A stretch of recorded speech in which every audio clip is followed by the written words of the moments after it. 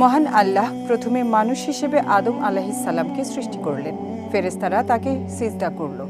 এরপর তিনি জান্নাতেই থাকতেন, কিন্তু তার কোনো সঙ্গী বা স্ত্রী ছিল না, যার কাছে তিনি ভালোবাসা পেতে পারেন বা যার সাথে কথা বলে তিনি একাকিত্ব ঘোচাতে পারেন। তাই মহান আল্লাহ হাওয়া আলাইহিস সালামকে সৃষ্টি করলেন। বিস্তারিত জানাচ্ছেন সৈয়দ নওশাদ। একদিন আদম আলাইহিসসালাম দেখতে পেলেন তার মাথার কাছে একজন নারী বসে আছেন। এর আগে তিনি এমন অবয়ব বা মানুষ কোনোদিন দেখেননি। তার পরিচয় জানতে চাইলে তিনি বললেন, আমি নারী।